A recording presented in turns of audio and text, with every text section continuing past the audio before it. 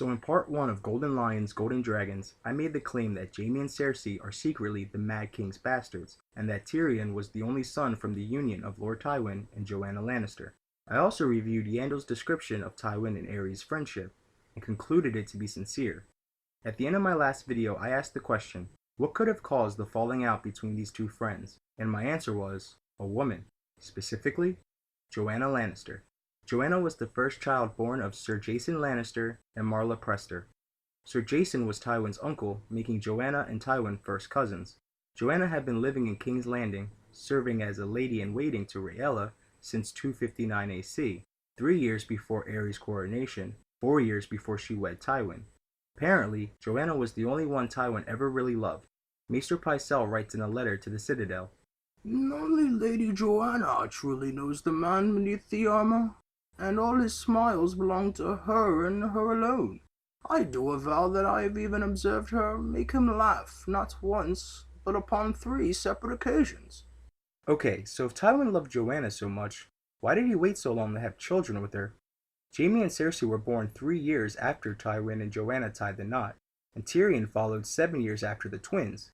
Seems out of character for a man who was so obsessed with family and heirs and all that nonsense. But let's put that aside for right now. I want to talk about Aerys during the beginning of his reign. Yandel says that the king was lively and active in his early years. By this he means Aerys loved music, getting down, and throwing parties as an excuse to fill his court with young fair maidens. Yandel also feels the need to tell us that people compared Aerys to Aegon the Unworthy, in that they both had more than their share of mistresses. Also have to mention that his sister wife, Queen Rhaella, seemed to be cool with it, or at least she turned a blind eye. Here are where things get tricky.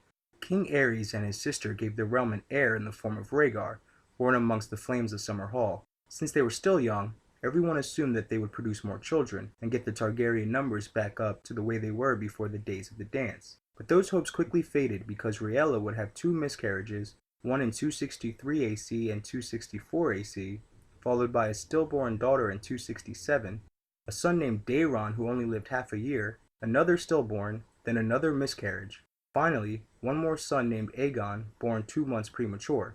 That's 7 children that were lost to Aerys and Rhaella. Makes more sense to why Aerys slept with so many other women, and why Rhaella looked the other way. Well, that is, until Aerys fooled around with the wrong woman. Yandel writes that the queen did not approve of Aerys turning my ladies into his whores, and that Joanna Lannister was not the first lady to be dismissed abruptly from her grace's service.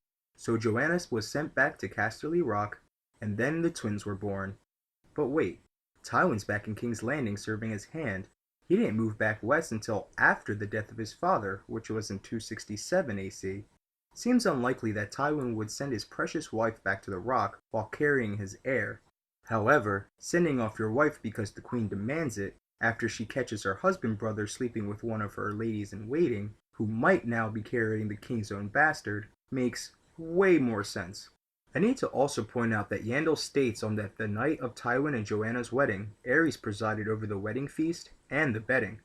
But we can't go to Yandel for everything, so let's go to someone else who might have some insight on the issue, Sir Barristan Selmy. In A Dance with Dragons, Daenerys Chapter 7, while talking to Sir Barristan, Dany inquires about her father and mother's love life, if they ever truly cared for one another, or if they might have loved someone else in the days before they were wed. Selmy chooses his words carefully, Martin writes, when discussing her father. Prince Aerys, as a youth, he was taken with a certain lady of Casterly Rock, a cousin of Tywin Lannister. When she and Tywin wed, your father drank too much wine at the wedding feast, and was heard to say that it was a great pity that the Lord's right to the first night had been abolished. A drunken jape, no more. But Tywin Lannister was not a man to forget such words, or the liberties your father took during the bedding. Wow, that was revealing. Well, maybe not so much. Though, Sir Barristan, I gotta put you on the spot here, cause I think you're definitely playing down the whole issue concerning Aerys and Joanna. It was only kitchen gossip. The whispers of washerwomen and stable boys? Right. More like you were forced to stand guard while your king served as a third wheel during the newlyweds' bedding, or, at the least, stood guard during some smush session involving Joanna and Aerys. Remember, Barristan had been serving in the Kingsguard since the reign of Aegon V. I think it's safe to say, as a proven warrior, Barristan was more than likely to be assigned to the guarding of the king rather than someone else in the royal family. If this assumption of mine is correct, that means Barristan's chances of knowing more about this affair has greatly increased. Hey, wait, did he say an affair? Yep. Hold on. I can see Ares finding some pretense in order to weasel his way into the bedding ceremony, but Joanna? An affair? With the Mad King? Well, you might be right. Oh wait, you're forgetting a major detail in all of this.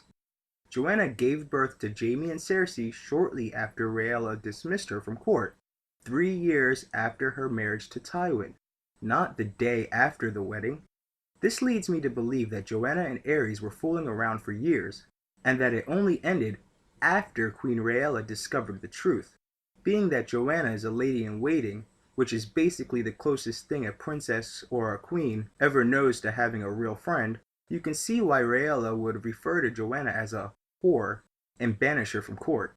So I'm going to end this video right here, and in the next one, we'll go back to Jaime in A Feast for Crows, see if Cersei shares any of the same traits as Ares, and I'll show you how I know that Tyrion is a Lannister in Golden Lions, Golden Dragons, Part 3.